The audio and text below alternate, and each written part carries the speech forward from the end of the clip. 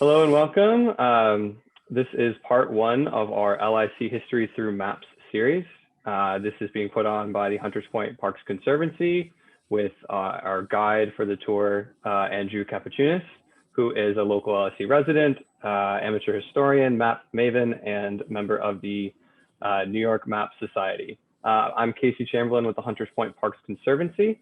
The Hunters Point Parks Conservancy is a nonprofit organization that works in Gantry Plaza State Park and Hunters Point South Park to preserve and enhance those two waterfront parks.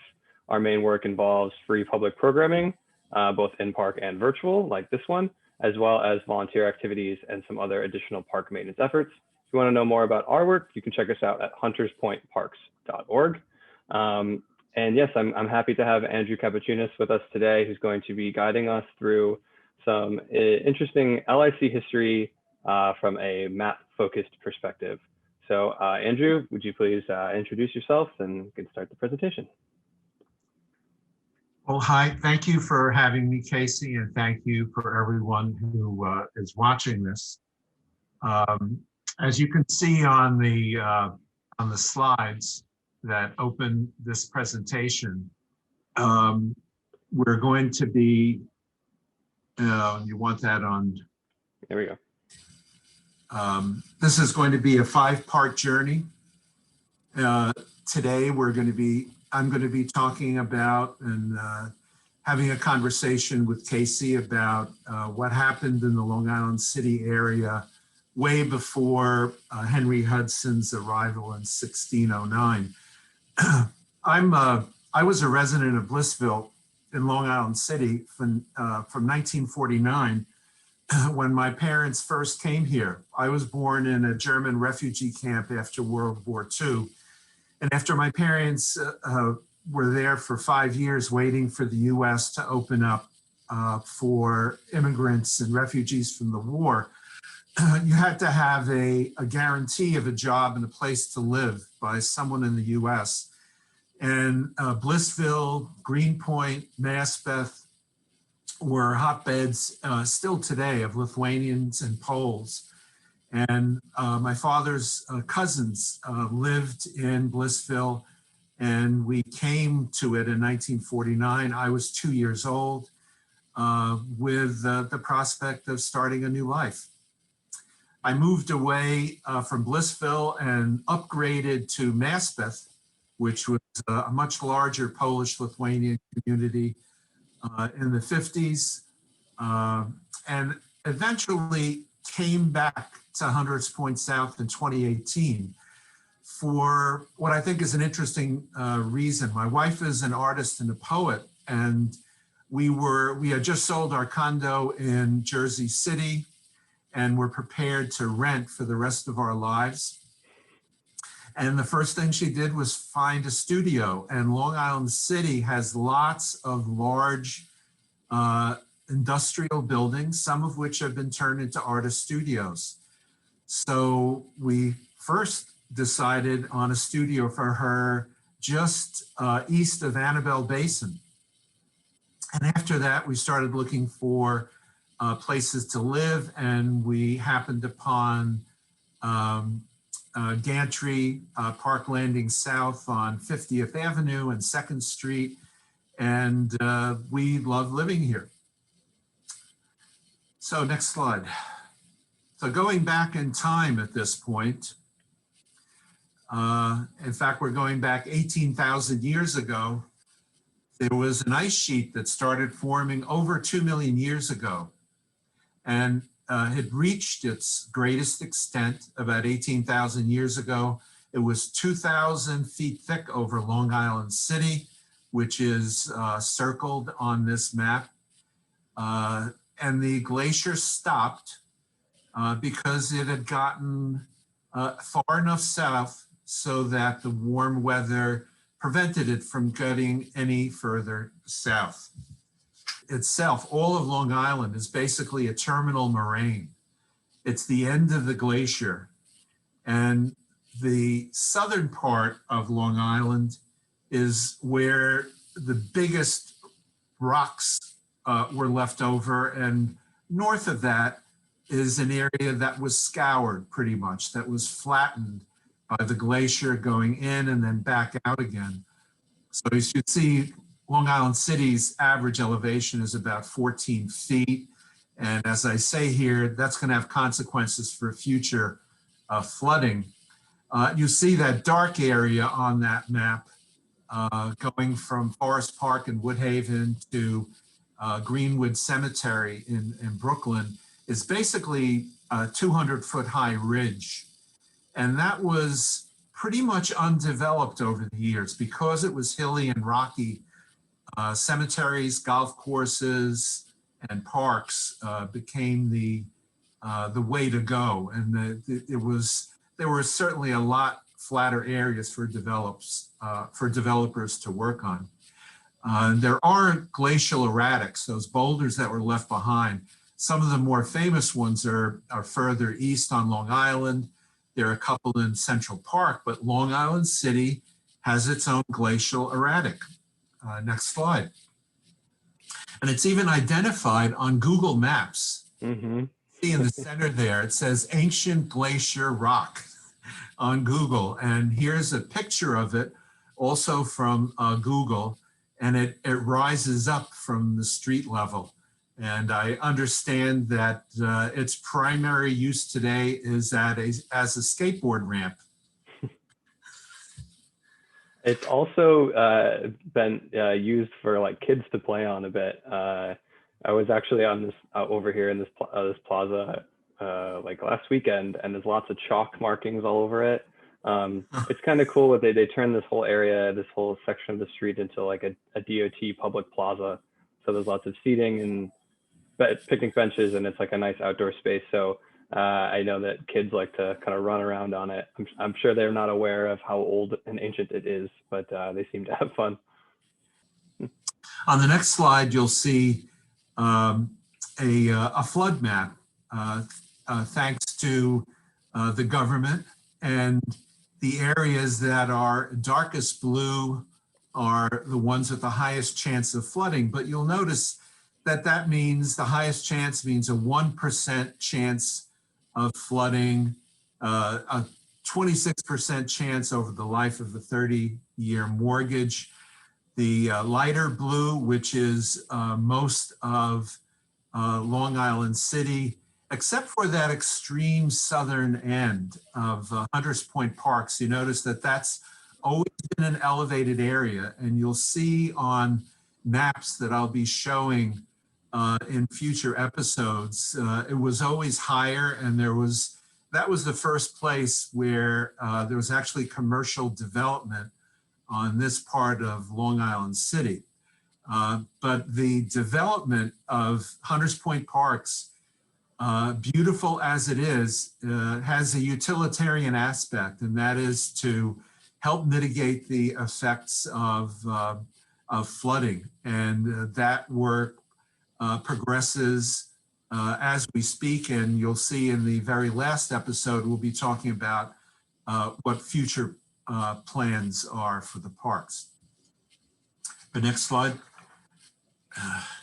So as the glacier receded, you had big boys like this coming there, woolly mammoths adapted to the cold.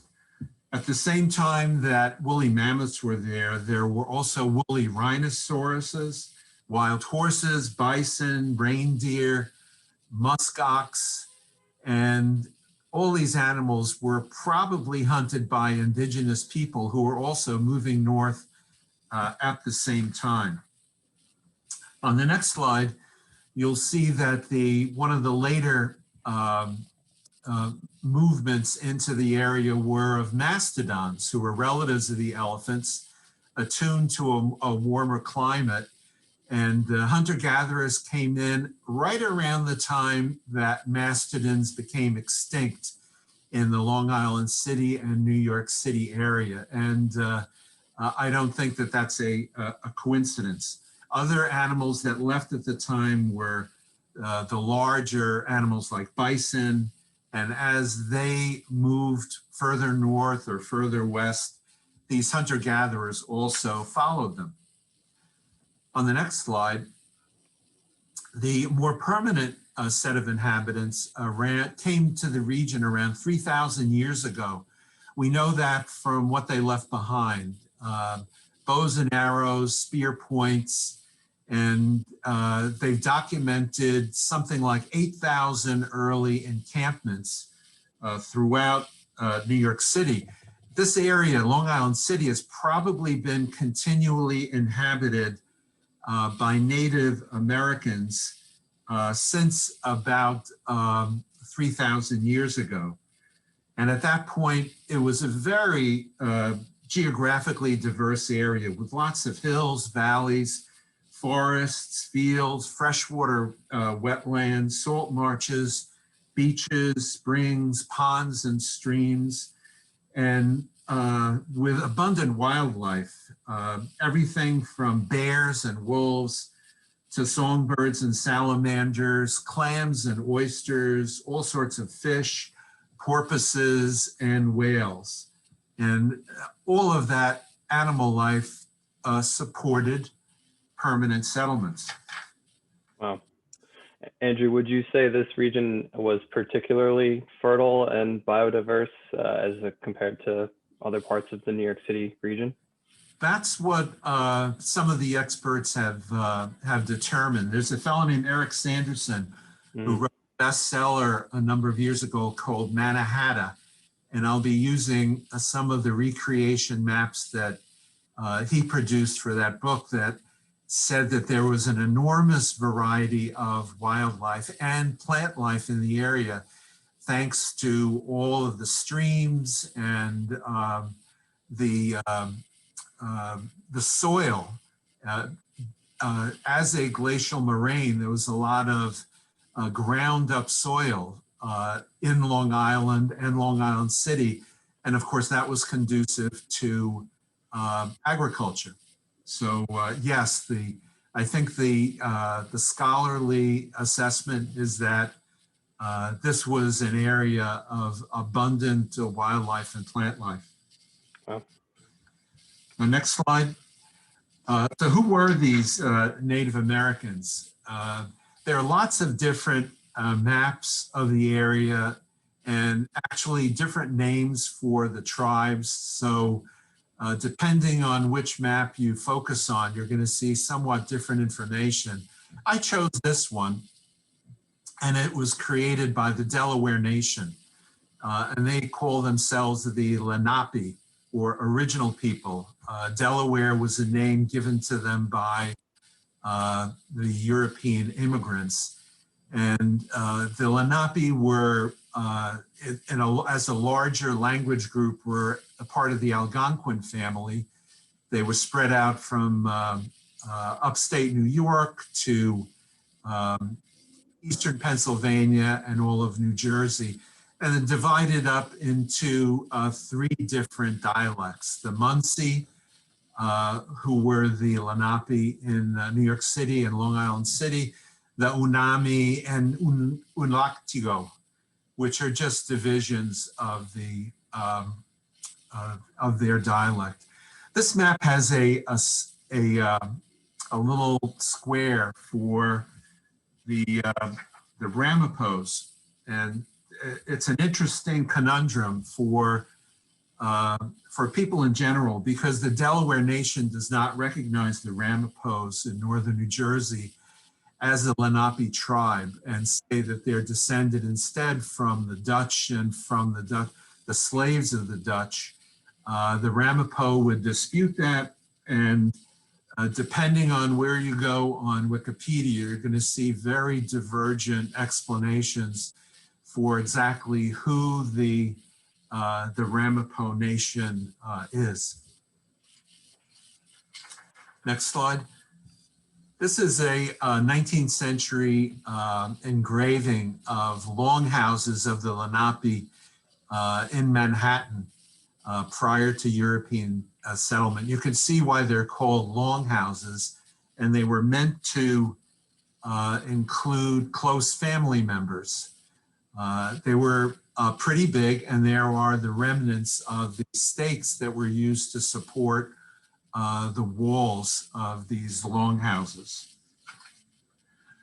On the next slide, we have the arrival of the very first European to our area.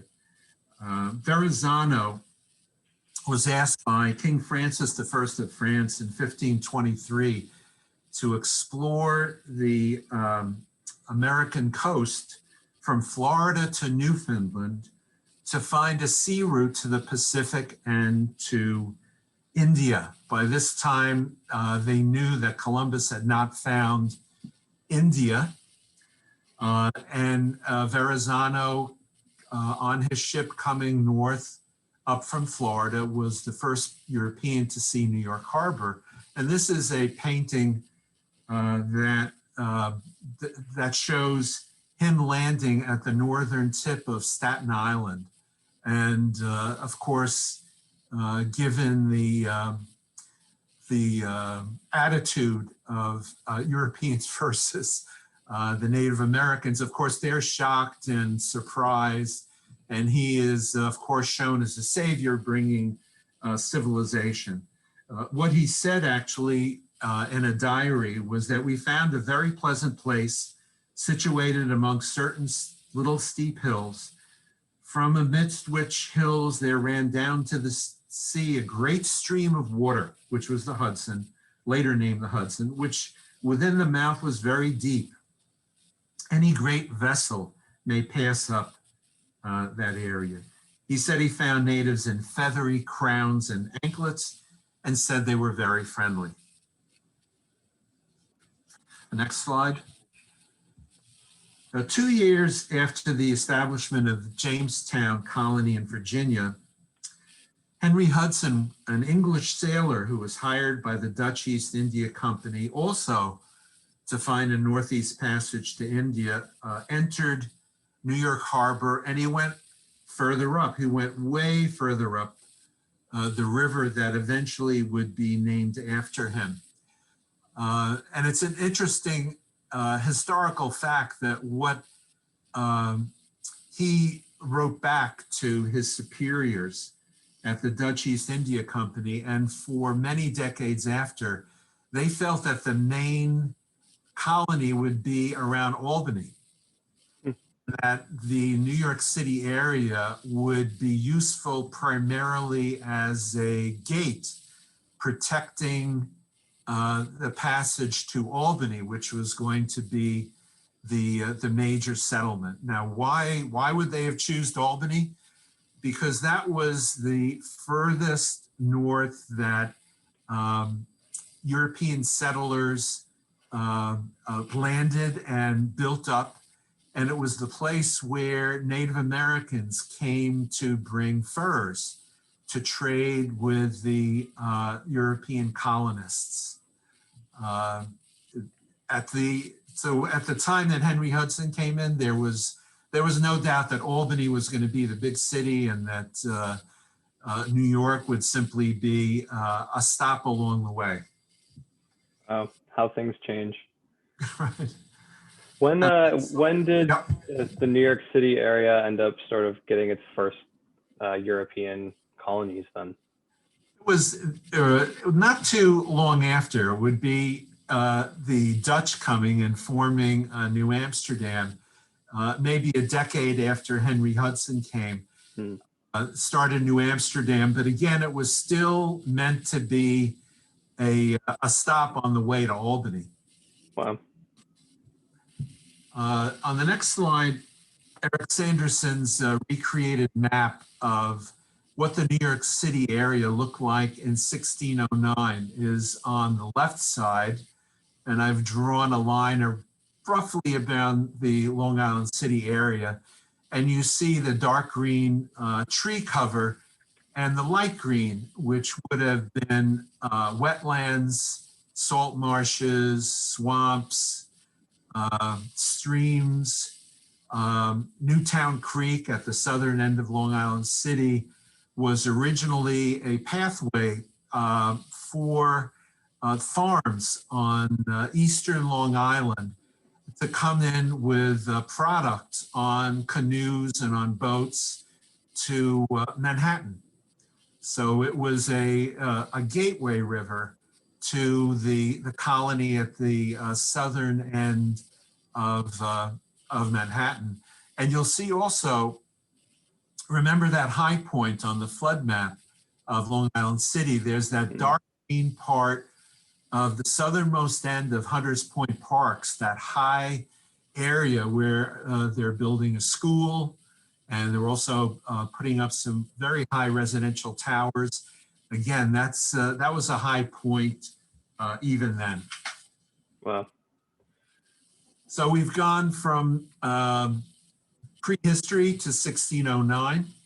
And on the last slide, the next episode, part 2, will be this area in the 17th and 18th centuries, right up to the American Revolution. And I'll be covering the increase in the number of farms, a very interesting, I believe, accurate accounting of how Captain Kidd is part of Long Island City and Newtown Creek history, and how northern Long Island City became a significant Revolutionary War battleground between the British and the Americans. So I look forward to being able to be with you next time around, and I hope you'll join us. Thank you, Andrew. That was fascinating. One question I need to ask that's not necessarily related to what we just talked about, but I was thinking about it when I was seeing your LIC circle. It can be sort of a debated topic. What do you define as the boundaries of Long Island City? Well, yeah, I understand that originally, I mean, the people in Astoria call us Astoria, right? Yeah. And the Long Island City folks believe that Long Island City included today's Astoria. I think I'm limiting it to the current boundaries that you see on contemporary maps, and that it ends kind of north of the 59th Street Bridge, basically. And just for, you have to arbitrarily select an area, especially when we're talking about covering thousands of years of history. I keep coming back to our focus is Hunters Point Parks and Long Island City today. Great. Yeah. And, as we know, there's many sort of sub neighborhoods of Long Island City. We're located in Hunters Point, but as you said, you lived in Blissville. We have that as part of the neighborhood, the Court Square, Dutch Kills. So it's definitely a fascinating place for, and I think a lot of people who don't live in Long Island City don't know sort of how big and how interesting its history is as well. So I'm sure we'll get into a lot more of that as we kind of go through this series. So just a little point on Blissville. People may assume that Blissville has something to do with a bucolic living style, but in fact, it relates to the fact that it was built on land owned by a Colonel Bliss, and has nothing to do with quality of life. And when I lived there in 1949, I remember the Long Island Expressway being built in that area. Wow.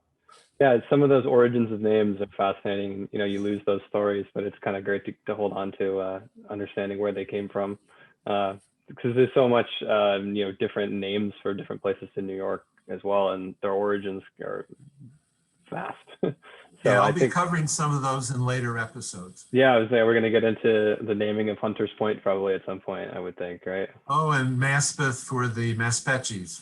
Yes, indeed. Well, so yes, some taste of what's to come in our series. We hope you tune in for chapters 2 through 5, which we'll be releasing over the course of the month. So thanks for tuning in today. And if you have questions, you can, let us know. You can email us info@hunterspointparks.org, and we're happy to chat further. So thanks a lot. Thank you.